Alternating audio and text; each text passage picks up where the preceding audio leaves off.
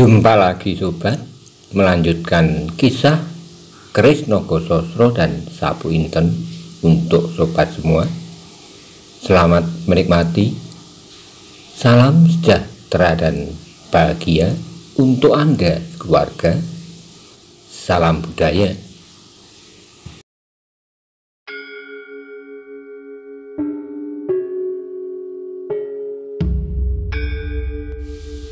Pada episode sebelumnya dikisahkan dalam pergerakan pasukan Arya Saloka ke Banyu Biru. Setibanya di sebuah tanah lapang, Arya Saloka memberhentikan pasukannya untuk beristirahat sambil memikirkan jalan bagaimana yang harus ditempuh untuk menuju ke Banyu Biru. Bagaimana kisah selanjutnya? Simak bersama-sama. Para pemimpin itu pun mengerutkan keningnya, tetapi mereka tidak menanyakan apa-apa. Tugas mereka menunggu sampai Arya memberikan perintah. Sekarang, nanti atau nanti malam. Namun mereka sudah tidak terlalu gelisah, seperti ketika mereka masih harus menunggu di perkemahan tanpa batas waktu. Sekarang mereka telah berada di garis perbatasan, bahkan mungkin mereka tidak usah menunggu sampai besok, sebab orang-orang Pamingit itu pun dapat melakukan penyerangan dengan tiba-tiba. Karena itu mereka selalu bersiap siaga. Tempat itu mendapat pengawalan yang kuat dari pasukan-pasukan panah yang akan menjadi ujung-ujung sayap. Kelompok yang akan menjadi sayap kiri telah memisahkan diri di bawah pimpinan Bantaran. Dalam kelompok itu ikut serta Mantingan, dan sayap kanan dipimpin oleh Penjawi dan Wirosobo. Kelompok ini pun telah memisahkan diri. Induk pasukan langsung berada di tangan Arya Saloka. Melihat keadaan itu, Endang Widuri menarik napas. Ia menjadi berlega hati. Arya Saloka belum memberikan perintah bergerak kepada kedua sayap pasukan itu. Mudah-mudahan nanti malam pun belum. Ketika sebagian dari laskar itu telah beristirahat, kembali Arya Saloka teringat kepada orang-orang berkuda yang hilang di telan Cakrawala di ujung barat. Tiba-tiba ia ingin mendapat pertimbangan pendapat tentang orang berkuda itu dari Maisodenar.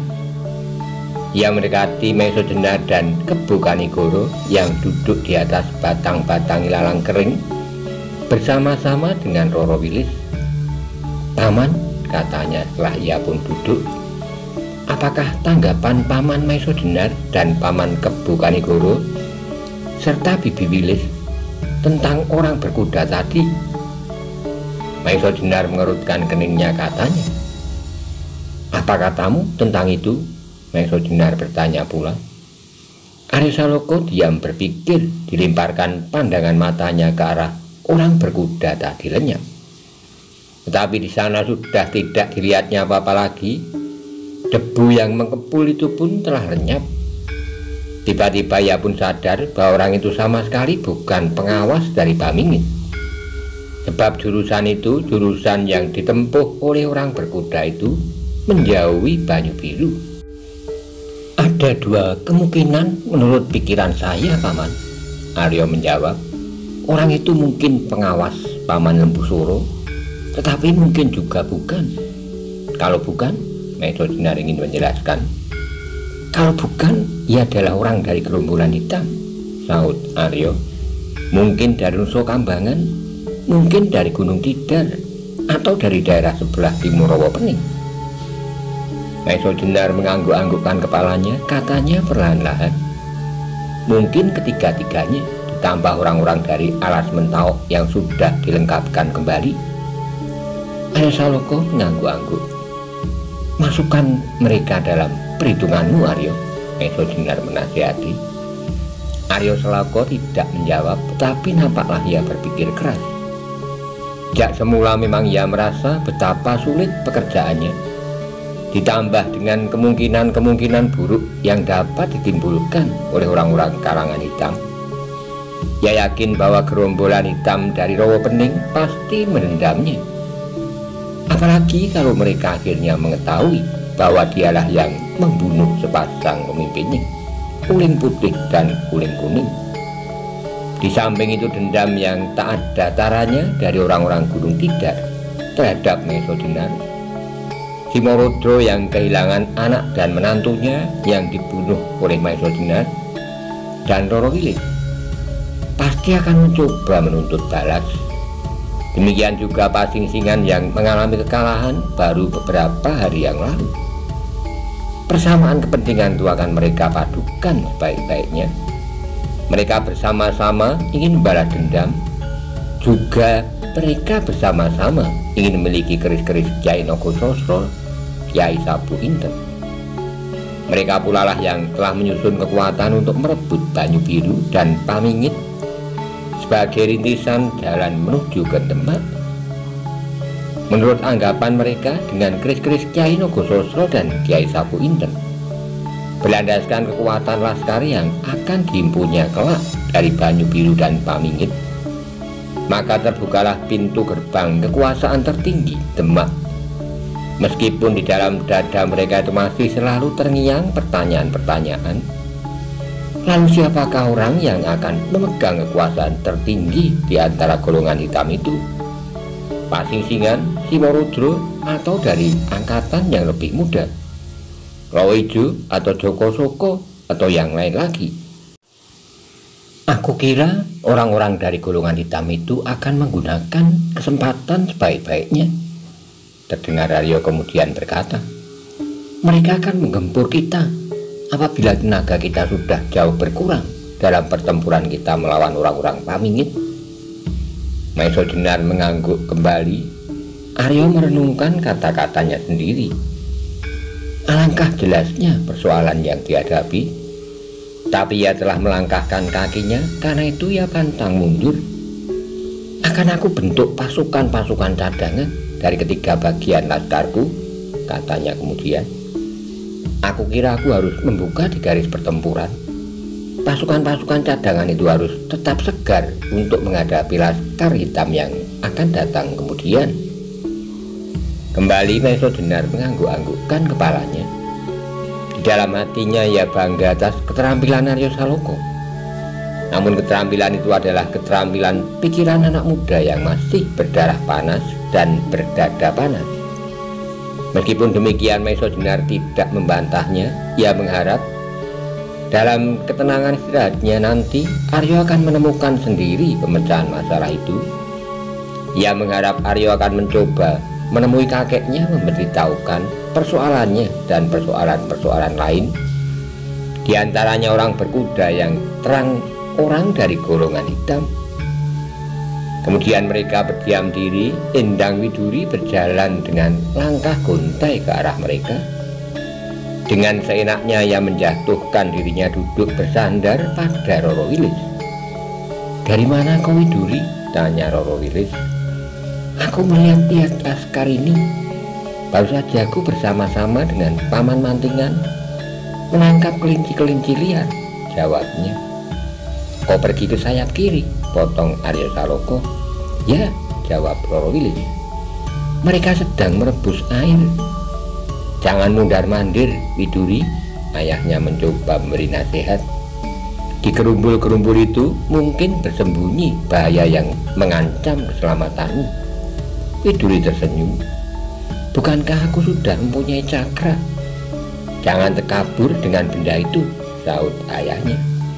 Dengan demikian benda itu akan menyeretmu masuk ke dalam bahaya.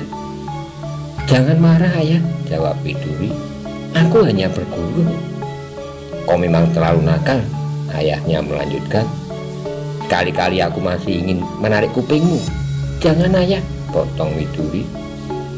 Bahkan mungkin Kakang Aryo menganggap bahwa sekali-kali perlu juga aku mundar-mandir, sebab ada yang dapat aku lihat di ujung desa sebelah.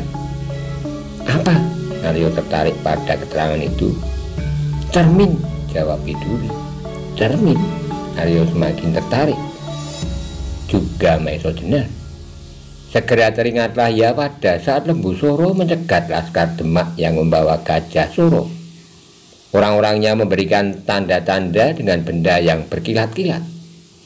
Aku lihat cahaya yang bersaut-sautan dari desa itu dan dari desa yang jauh, jawab Widuri. Mendengar keterangan Widuri itu, Aryo mengangkat wajahnya, memandang jauh ke arah desa yang ditunjuk oleh Endang Widuri. Kabar yang dibawa gadis itu sangat menarik perhatian. Bahkan Maiso Jenar kemudian berdiri tegak dan dengan cermatnya memandangi desa di hadapan laskar Banyu Biru itu. Terbayanglah di dalam otaknya pasukan yang padat bersembunyi di sana, sehingga seolah-olah pada setiap batang di dalam desa itu berdiri seorang laskar Lembu Soro yang siap menanti kedatangan laskar Banyu Biru dengan senjata di tangan.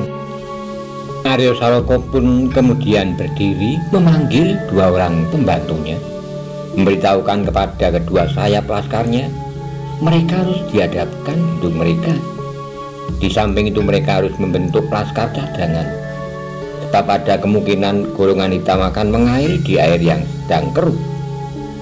Kedua orang itu pun segera menyampaikan pesan Aryo Saloko. Namun kedua orang itu masih belum membawa perintah kepada sayap-sayap pasukan untuk bergerak. Di samping kepada kedua orang itu, pada Sendang Papat yang berada dalam pasukan induk itu, Aryo Saloko pun telah memerintahkan untuk memisahkan sebagian laskarnya yang harus tetap segera untuk menghadapi lawan baru yang setiap saat dapat mengancam. Tapi keterangan yang diberikan kepada sayap-sayap laskarnya sangat mempengaruhi dirinya sendiri. Golongan hitam akan mengair di air yang keruh. Kenapa ia mesti mengeruhkan airnya? Tidak, bukan dirinya, tetapi pamannya. Apa yang dilakukan Aryo Saloko kini adalah akibat dari perbuatan pamannya. Kalau pamannya tidak melakukan pelanggaran atas ketetapan adat yang berlaku, maka ia pun tidak akan melakukan perjuangan dengan kekerasan. Tegasnya, tanggung jawab dari keributan yang bakal terjadi terletak di pundak pamannya. Sekali lagi Aryo menengokkan wajahnya ke langit. Matahari telah semakin rendah dan sebentar lagi akan hilang di balik bukit-bukit di sebelah barat. Burung-burung seriti dan manyar telah berterbangan berputar-putar untuk mencari tempat bermalam di atas pohon-pohon siwalan yang bertebaran di sana sini. Baik kami atau mereka tidak akan mulai hari ini, Paman, kata Aryo Saloko kemudian. Sebentar lagi malam tiba. Ya, jawab Maiso Jenar. Tapi mungkin besok pagi-pagi benar sebelum pecah fajar. Kau harus sudah bertempur. Aryo Saloko mengangguk-anggukkan kepalanya. Tiba-tiba tangannya membelai tombaknya seperti membelai kepala adik kesayangannya. Adakah di dalam laskar pamannya nanti ikut pula orang-orang Banyu Biru yang berdiri di pihak Pamingit? Dan adakah di antara mereka itu kawan-kawan sepermainan dahulu? Aryo Saloko menjadi bersedih hati mengenang kemungkinan-kemungkinan itu. Tombaknya mungkin besok akan menusuk jantung kawan-kawannya sepermainan. Dan bukankah Sawung Sariti tidak hanya kawan sepermainannya, tapi justru saudara sepupunya? Tapi meskipun demikian, pedang anak muda itu hampir saja menembus dadanya. Maiso Jenar melihat keraguan-raguan yang membayang di wajah Aryo Saloko, seperti cerita tentang Arjuna yang ragu-ragu pula pada saat Baratayuda mulai pecah. Tetapi apa yang dilakukan oleh Maiso Jenar sama sekali berbeda dengan apa yang dilakukan Kresna pada waktu itu. Maiso Jenar untuk sementara membiarkan Aryo Saloko diganggu oleh kegelisahannya. Sampai malam nanti, pikir Maiso Jenar, yang dihadapi oleh Aryo Saloko kini bukanlah pamannya itu sendiri. Inilah salah satu perbedaan dengan cerita Baratayuda itu. Tapi ada pihak ketiga yang tidak kalah berbahaya.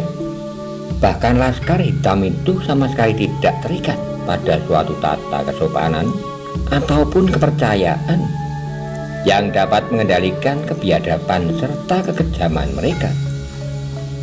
Ketika matahari kemudian terbenam, mereka masing-masing mencari tempat mereka sendiri-sendiri untuk beristirahat. Di sana-sini bertebaran para petugas yang harus mengawasi keadaan dengan senjata siap di tangan. Sekali dua kali Aryo Saloka mengadakan peninjauan atas persiapan anak buahnya. Sedang di sana-sini nampak perapian menyala-nyala, mereka kemudian seperti berpesta. Ketika serombongan orang-orang yang bertugas membawa kiriman makanan datang ke tempat itu, kepada pembawa kiriman itu Aryo Saloka berpesan, bawalah untuk besok pagi sebelum ayam jantan berkokok untuk yang terakhir kalinya. Kedudukan-kedudukan baru akan segera kami beritahukan apabila pertempuran sudah mulai. Kemudian keadaan menjadi sepi kembali. Masing-masing mencoba untuk mempergunakan waktu beristirahat sebaik-baiknya. Namun di dalam dada Aryo tergolaklah persoalan-persoalan yang rasa-rasanya semakin rumit. Benarnya ia sudah sampai pada waktunya untuk memerintahkan laskar di kedua sayapnya bergerak. Dalam pada itu Maiso Jenar menjadi semakin cemas pula atas setiap keputusan yang diambil oleh Aryo Saloka. Karena itu ia sama sekali tidak berani meninggalkan anak itu, meskipun seolah-olah ia sama sekali tidak ikut campur pada setiap keputusan Aryo Saloka. Namun kehadirannya di samping anak muda itu ternyata sangat berpengaruh. Paman, akhirnya Aryo Saloka minta pertimbangan. Bagaimanakah kalau aku mulai melepaskan sayap-sayap laskarku? Maiso Jenar pun telah merasa bahwa pada suatu ketika ia akan menghadapi pertanyaan itu, pertanyaan yang sangat sulit untuk dijawab. Tapi meskipun demikian ia masih belum melepaskan usahanya, katanya. Adakah kau sudah menganggap cukup waktu? Aryo Saloka ragu. Karena itu ia bertanya, kalau aku kehilangan waktu, apakah itu tidak membahayakan kedudukan kita ini, Paman? Aryo Saloka benar, sedang orang-orang pamingit itu telah siap di hadapannya. Mungkin mereka akan buka gelar lebih dahulu, Supiturang atau Garuda Melayang. Tapi mereka tak akan dapat mengepung laskar ini, sebab Aryo telah memisahkan kedua sayapnya agak jauh. Meskipun demikian orang-orang pamingit dapat memotong sayap-sayap pasukan ini, untuk kemudian menyerang induk pasukan dengan gelar yang sempit. Cokro Byuha atau Dirodo Meto atau Gedong Minep. Namun menilik watak Senopati yang akan memimpin laskar pamingit itu, baik Sawung Sariti maupun Lembu Suro, pasti tidak akan mempergunakan gelar yang terakhir. Mereka pasti lebih senang memilih gelar Cokro Byuha atau Dirodo Meto. Bahkan mungkin seperti apa yang pernah mereka lakukan terhadap pasukan Demak dengan jumlah yang sangat besar, Gladik Nebo atau Samudro Roh. Dalam menilai keadaan, Maiso Jenar tidak dapat menutup kenyataan bahwa bukan salah Aryo atau kalau Aryo kini bertekad bulat untuk bertempur. Sebab kalau ia tidak melakukan, ia akan digilas oleh pasukan lawannya yang barangkali saat ini sedang merayap untuk membentuk gelar perang yang berbahaya. Maka kemungkinan satu-satunya yang dapat dilakukan oleh Aryo apabila ia akan menghadap eyangnya adalah sekarang, dan ia harus kembali sebelum tengah malam. Apabila keadaan tidak menguntungkan, sayap-sayapnya masih akan dapat mencapai tempat yang ditentukan sebelum fajar dan memukul Banyu Biru dari 3 jurusan. Tapi apakah Aryo bermaksud demikian? Untuk menjajaki perasaan anak itu, Maiso Jenar berkata, siapakah menurut dugaanmu yang akan madhep Senopati dari Pamingit pagi besok? Lembu Suro, Sawung Sariti, atau eyangmu Suro Dipoyono? Mendengar nama kakeknya disebut, dada Aryo berdesir. Bagaimanakah kalau benar eyangnya itu yang memimpin pasukan Pamingit dan Banyu Biru yang berpihak kepada Lembu Suro? Melihat keraguan-raguan Aryo Saloka, Maiso Jenar mengharap untuk dapat membawa anak itu malam ini menghadap kakeknya. Karena itu ia mendesak, Kalau yangmu yang memimpin pasukan itu, jangan cemas. Ada aku dan Kakang Kebukanegoro yang akan membinasakan. Kembali Aryo Saloko berdesir. Justru karena ia percaya kepada gurunya, ia percaya bahwa Maesha Jenar sekarang akan dapat melawan yangnya. Dan ia percayakan kata-kata gurunya bahwa Kebukanegoro dapat membinasakan kakeknya. Tapi bagaimanakah kalau kakeknya itu benar-benar binasa? Teringatlah Aryo Saloko pada cerita Endang Widuri yang tadi. Meskipun Bisma tidak mendapat dengan Kurawa, demikian juga dengan Prabu Salya, namun karena kedudukan mereka terpaksa bertempur melawan orang-orang Pandawa. Karena desakan hati mereka yang putih dan tanpa pamrih, akhirnya mereka membiarkan diri mereka binasa. Meskipun mereka mengetahui sebelumnya, Bisma telah menyadari bahwa prajurit wanita yang bernama Sri Kandilah yang akan mengantarkan jiwanya menghadap Yang Maha Agung. Demikian juga Salya bahkan memberitahukan bagaimana orang Pandawa harus membunuhnya. Tapi orang-orang Pandawa sempat menghadap mereka, mohon maaf atas segala kesalahan mereka, dan mereka mendapat restu dari kedua pepunden itu. Tiba-tiba terdengar Aryo berdesis. Bagaimanakah kalau Yang Suro Seboyono yang memimpin laskar Tamimi? Sudah aku katakan, jawab Maesha Jenar, aku sanggup melawannya. Runtuhlah wajah Aryo Saloko membentur tanah seperti hatinya yang hancur. Tiba-tiba mengambanglah air matanya yang bening membasahi matanya. Kenapa ia harus menghadapi keadaan yang sedemikian pahit? Terbayanglah masa kanak-kanaknya di mana ia sering dengan akalnya didukung di punggung yangnya, berlari-lari, dan kadang-kadang yangnya itu berdendang pula untuknya dalam lagu tembang yang menawan. Lihat keadaan itu, Maesha Jenar segera mengambil kesempatan. Kenapa kau berduka? Adakah kau takut kehilangan aku? Percayalah, aku tak akan dapat dikalahkan oleh yangmu itu. Wajah Aryo menjadi semakin tunduk. Ia tidak menjawab. Yang terdengar kemudian adalah suara Maesha Jenar. Atau kau cemaskan nasib yangmu? Mendengar perkataan itu tanpa disadarinya, Aryo Saloko menganggukkan kepalanya. Cepat Maesha Jenar berkata sambil mengangguk-anggukkan kepalanya, Aryo, sebenarnya di dalam dadamu telah lebih dahulu bergolak suatu pertempuran yang dahsyat. Sebagai seorang anak muda, kau terlalu sulit untuk mengendalikan dirimu. Tapi karena tempaan watakmu yang baik, yang menetes dari keluhuran budi ayahmu, telah memaksa perasaanmu untuk mencemaskan nasib tidak saja yangmu, tetapi seluruh rakyatmu. Karena itu Aryo Saloko, bagaimanakah dengan usulku? Tidakkah kau ingin bertemu dengan eyangmu sebelum api pertempuran ini berkobar? Kembali dada Aryo tersentuh. Siang tadi ia merasa bahwa yang demikian itu sama sekali tidak ada gunanya. Karena itu ia sama sekali tidak setuju dengan pendapat Maesha Jenar untuk sekali lagi menghadap ke Banyu Biru.